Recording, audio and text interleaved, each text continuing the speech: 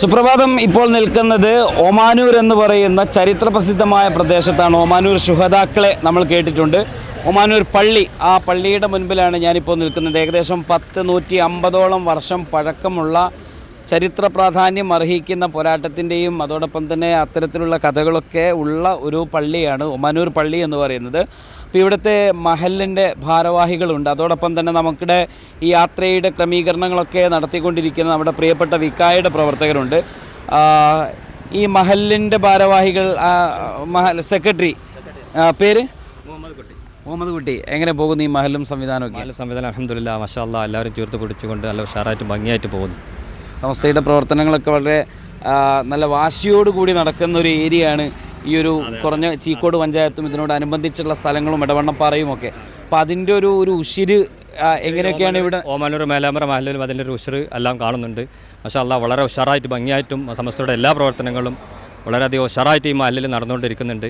എല്ലാ സംവിധാനവും എണ്ണയിട്ട യന്ത്രം പോലെ യാത്രയ്ക്ക് വേണ്ടി നടക്കുന്നുണ്ട്. എന്താണ് ഇവിടെ മഹലിൽ നടത്തുന്ന പരിപാടികളൊക്കെ എന്തൊക്കെയാണ്? ഇതുമായിട്ട് ബന്ധപ്പെട്ട് മഹലിൽ നമ്മൾ എല്ലാ മഹലിലും എല്ലാ വെള്ളിയാഴ്ചയും നമ്മൾ കാര്യങ്ങളെല്ലാം പറയാറുണ്ട്. ഇവിടുത്തെ ഇതും കാര്യങ്ങളും എല്ലാം വളരെ സെറ്റപ്പായിട്ട് എല്ലാം നല്ല നിലയിൽ നടന്നു പോകുന്നുണ്ട്. ഏതായിരുന്നാലും ഈ ഒരു മഹലിലും ഈ ഒരു സംവിധാനം വളരെ കൃത്യമായിട്ട് നടന്നു പോകുന്നുണ്ട്. അതോടൊപ്പം തന്നെ ഇവിടെ നമുക്ക് കാണാം ഒരു 100 പതാകകൾ ഈ പള്ളിയുടെ റോഡരികിനോട് ചേർന്നുകൊണ്ട് മനോഹരമായി 2 ഭാഗത്തും മതിലിനോട് ചേർന്ന് ഉയർത്തിയിട്ടുണ്ട്.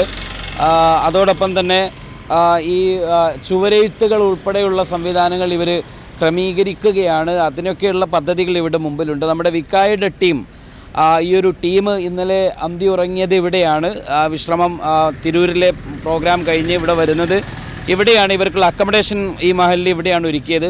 വിക്കായെ സംബന്ധിച്ച് പറയുമ്പോൾ നമ്മൾ പറയുന്നു എവിടെ നോക്കിയാലും വിക്കായ. നമ്മൾ പറയേണ്ടത് 45 പേരാണ് ഈ യാത്രയിൽ സ്ഥിരാംഗങ്ങളായിട്ടുള്ളത്.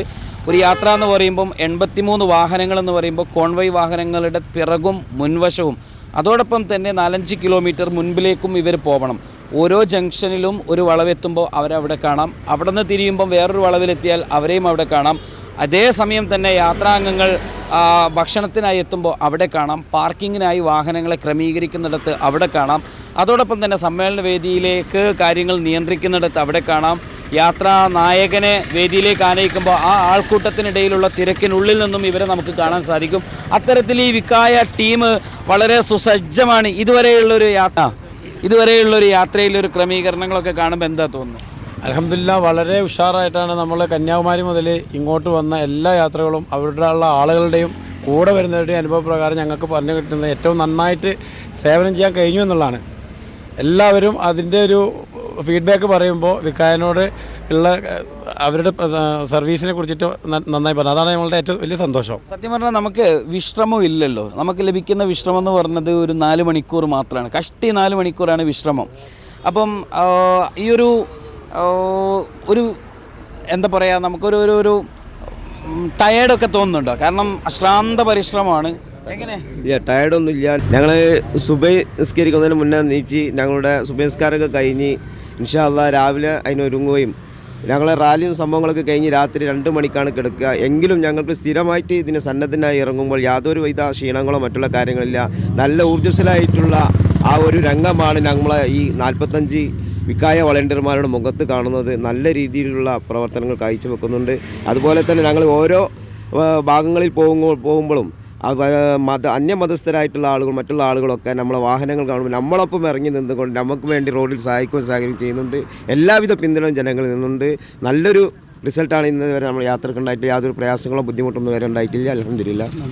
ഞങ്ങൾ ഈ അവസാനിപ്പിക്കുന്നതിന് മുൻപ് ഒറ്റ കാര്യം കൂടി പേഴ്സണലായിട്ട് പറയാനുള്ളത്, ഞങ്ങൾ രാത്രി താമസിച്ച വീട്ടിൽ ഞങ്ങൾ 12:30 മണിക്കാണ് ഞങ്ങളിവിടെ വരുമ്പോൾ ഒരു കാഴ്ചയുണ്ടായിരുന്നു. 12:30 മണിക്ക് റോട്ടിൽ ആളുകൾ കൊടി തോരണങ്ങൾ കെട്ടുന്നൊരു കാഴ്ച. അത് കഴിഞ്ഞ് ഞങ്ങൾ താമസിക്കുന്ന വീട്ടിലെത്തിയപ്പോൾ ഞങ്ങളുടെ അലക്കാനുള്ള ഡ്രസ്സ് ഞങ്ങൾ പോലും അറിയാതെ ഇവിടുത്തെ പ്രവർത്തകർ കൊണ്ടുപോയി അലക്കി അവർ തിരിച്ചെത്തുമ്പോൾ രാത്രി 3:30 മണി കഴിഞ്ഞിട്ടുണ്ട്. അതിനുശേഷം രാവിലെ വാഹനങ്ങൾ കഴുകി തരുന്നു, രാവിലെ ചായ വെച്ച് തരുന്നു.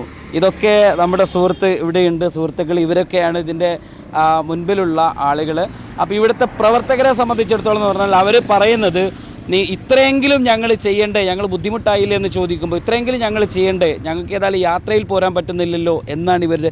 അപ്പോൾ ഓരോരുത്തരും അവരുടേതായിട്ടുള്ള സംഭാവന നിർവഹിച്ചുകൊണ്ടാണ് ഈ യാത്രയിലുടനീളം ഇതിൽ പങ്കുചേർന്നുകൊണ്ടിരിക്കും. ഒന്നല്ലെങ്കിൽ വേറൊരു തരത്തിൽ അത്തരത്തിൽ ഈ യാത്ര മുന്നോട്ട് പോവുകയാണ്, ഈ സംഘവും മുന്നോട്ട് പോവുകയാണ്. ഇനി നമുക്ക് മറ്റൊരിടത്ത് വെച്ച് കാണാം.